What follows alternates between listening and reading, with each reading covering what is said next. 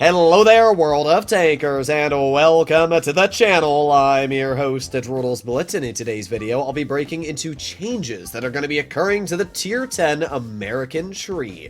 Now, today's video is just going to be breaking into the American tree, as Wargaming has only released information on the Americans. However, in the future, Wargaming has said, probably in the next couple of days, they're going to release information on the German tree, and then probably the other trees as well. So it seems like every year or so, Wargaming is planning on rebalancing the whole tier. I don't know if I agree with this decision. It's good in the sense that it keeps the game fresh, new, and balanced. It's bad in the sense that all the stats that people have in vehicles is completely subject to change. For example, I could have been playing, let's say, the Badger before Wargaming buffed it a lot, which I have, and have really bad stats because the Badger was kind of mid before Wargaming buffed it. But then Wargaming buffs it massively, and now my stats look really bad. But then it could be vice versa. Wargaming could have a really good tank and then nerf the crap out of it for no reason, even though it's solid, and then you don't ever want to play it again because you're going to hurt your stats. There's a lot of people out there, like myself, that sometimes don't want to play vehicles after they're changed.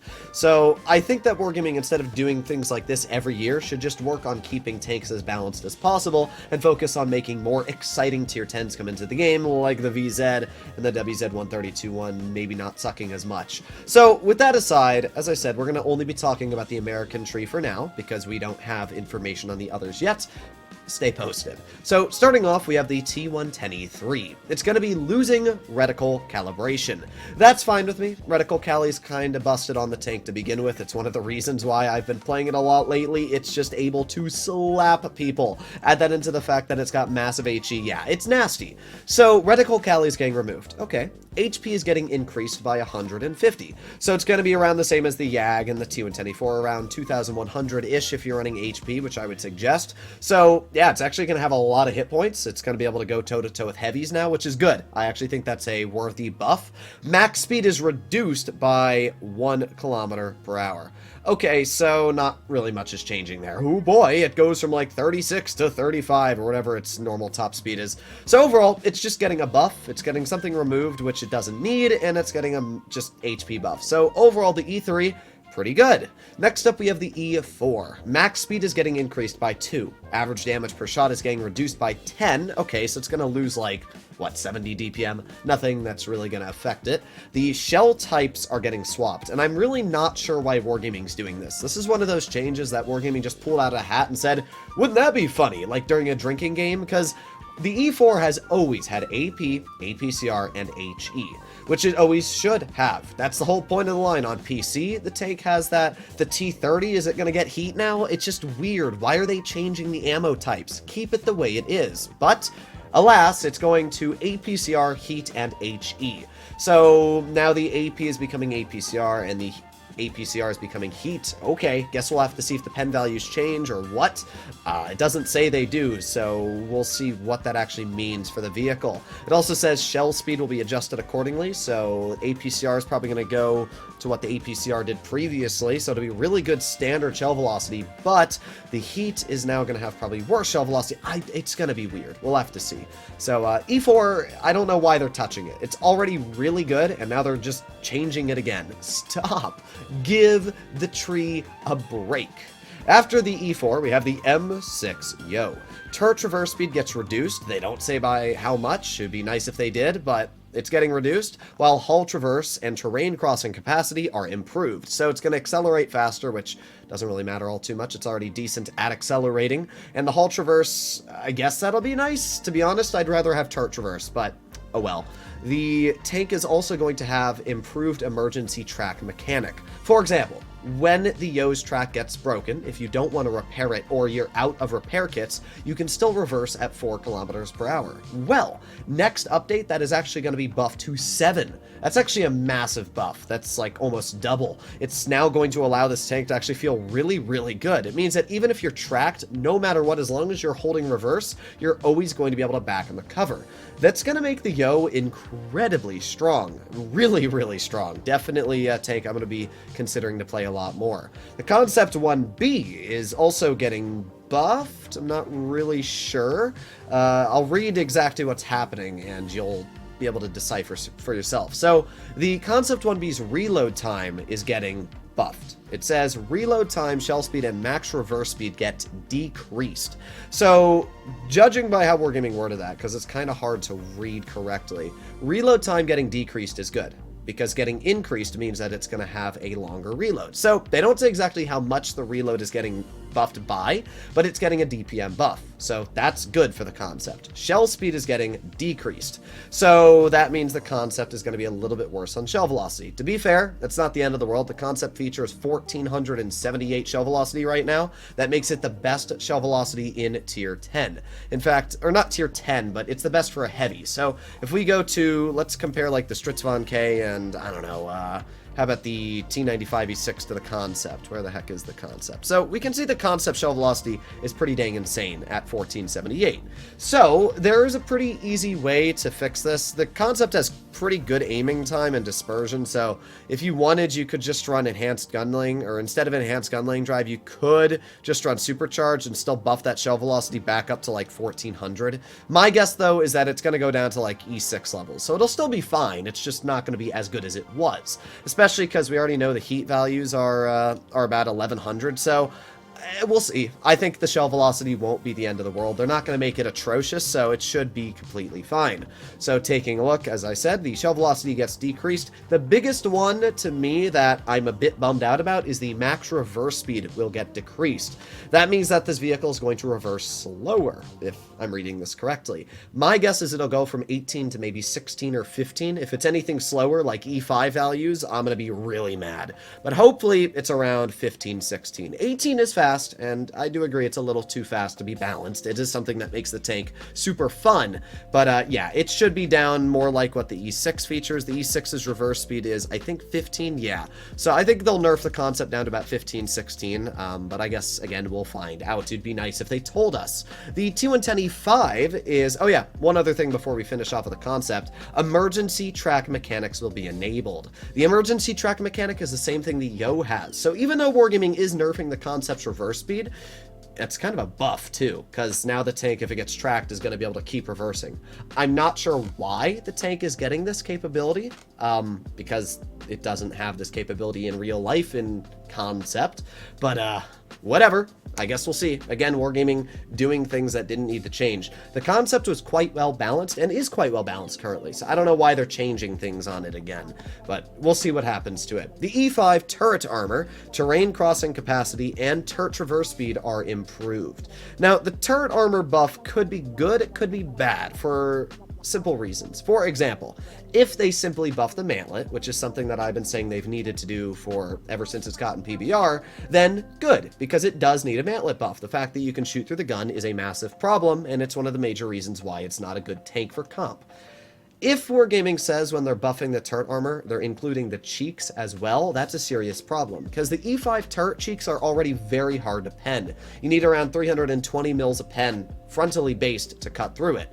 And that means if Wargaming does actually buff the cheeks, it could be almost impossible to cut through, and the hatch is already super hard, so, hopefully they don't buff the cheeks and they just buff the mantlet, because if you take a look at what else they're doing, yeah, it's going to be pretty nasty. For example, it's going to go faster, and as we can see, the turret traverse is getting better. So it's going to turn faster, it's going to be a lot better on mobility. Hull armor becomes weaker, which is good. The hull armor is way too strong on the tank right now, it's troll as heck, so armor's becoming weaker. Reactive gets removed, okay, good. I don't think any tank should have reactive. Armor penetration is reduced by 4 millimeters, okay, who cares? And reload time is decreased by 1.06 seconds. Now that is massive. If we make our way over to Blitz and we go to American Heavies, being the T110E5, we can see that currently the vehicle sits at a 10.09 second reload if you're running Cali, which is what I am. So if that reload is now about, let's say, a 9-second reload, so let's do 60 divided by 9, and then multiply that by 400, it's going to have 2,666 damage per minute. That's actually not bad at all, especially because I'm not even running food. So if I'm running an additional food here, that's going to increase my DPM by another 30. And if you're running rammer, yeah, this thing's actually going to have around old E5 levels of damage per minute. So if you're one of those players that's been saying buff back the original E5, well, seems like Wargaming has. They're removing some of the things on it that it had before, but I think that this is actually good for the E5 as long as they don't overbuff the turret, as I said. But overall, seems pretty good. T57 Heavy is getting a nerf. Thank God. It's needed a nerf for a while. Wargaming has finally decided they're going to nerf it. It's not a huge nerf, to be fair. The intro clip is getting nerfed. It's going about 0.38 seconds longer. So in total, it'll be about like a second to dump the clip. Not even. It's going to be like 0.8 seconds longer to dump the clip. It's not the end of the world, especially because it's still going to have shell reload boost. So it'll still be busted, but it's at least a little worse. So as you can see, it's now going to be 2.88 seconds instead of 2.5. Turret and hull armor is changed. Once again, Wargaming does this stupid wording where some parts become thicker and some get thinner. I am not a huge fan of that. I think that's stupid. Make the turret weak. The 57 hull, I don't care if it's impervious. If the turret is weak, it means no matter what, when the tank is poking you, you'll be able to pen it. Right now, the problem is that the turret is super troll. And same for the hull. I would much rather have either the hull or the turret become weaker or stronger. Don't just have these weird little spots that makes it super cringe to aim at. The HP is also getting buffed for some reason. So even though it's getting slightly nerfed, they're kind of buffing it at the same time. For example, the T57 Heavy currently sits at around, let's see how much HP. I'm not exactly sure. Currently sits at 2,350. So it's getting a 50 hit point buff. So nothing huge, but it'll have around 2,550 hit points next update, which is quite a bit, actually. So, guess we'll see. If we make our way over to the next changes, we have the M48 Patton, Sheridan, E6. So, M48 Patton turret armor will be improved. My guess is they're going to make it the same as the M60, so about 20 mil stronger. We can also see that the average damage per shot are going to be decreased. So, weird, it's going to have 340 damage a shot. But the reload time is also getting decreased, so it's going to be 0.3 seconds faster. So, weird. We can calculate what the new DPM is going to be very easily, though. Let's make our way over to America. Let's go over to the M48 Patton. Now, I'm running Kali on mine, so if you want to do this for yourself, you can check it with Gun Rammer, if that's what you run on it.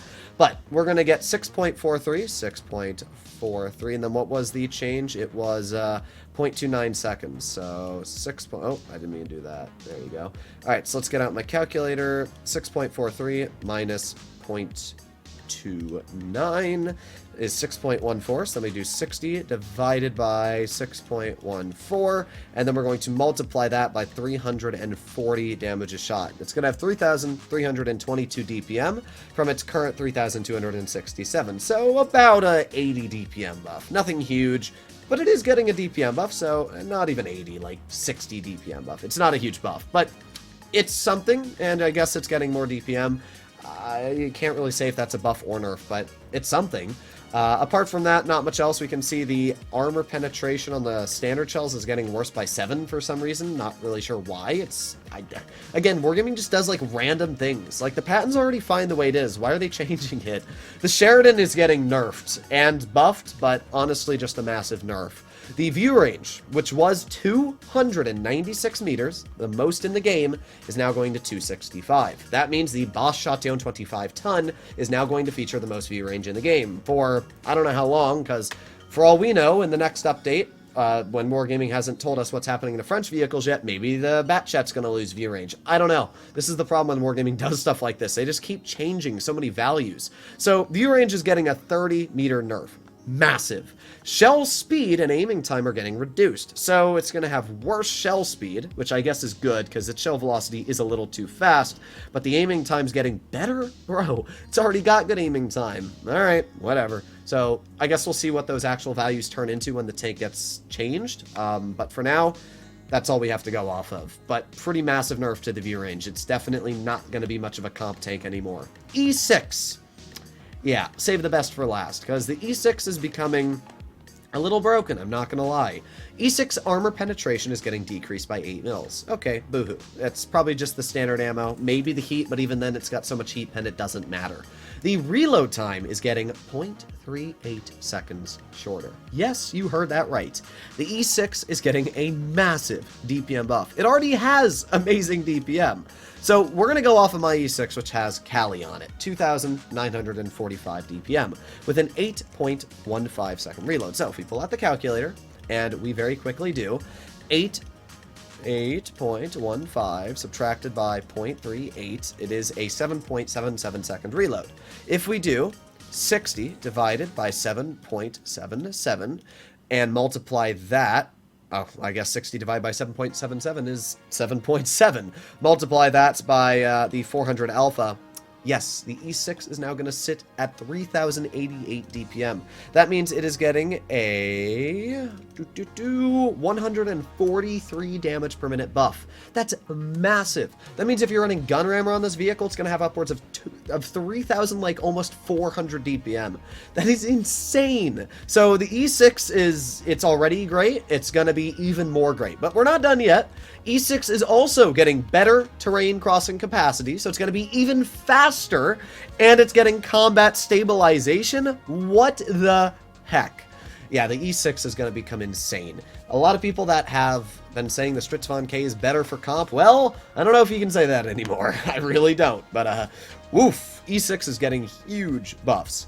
So finally, we have M50 and Concept 1B may or may not receive the same buff as the M60 to their emergency tracks. So my guess is they will. My guess is the Concept is going to feature the 7 kilometers per hour, but even if it doesn't, it's still really cool that it's going to receive the emergency track repair. I don't know.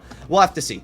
These are all the changes coming into the game. They are quite massive. Again, I don't know why Wargaming can't just like iron out some of the problems here and there. Like, for example, the Patton didn't need a change. The Patton's already fine. Sheridan didn't need a change. Was already fine. E6 didn't need a change. Was already fine. E3 honestly didn't need a change, was already fine. E4, fine. M60 was already incredible, didn't need any changes. Concept was fine.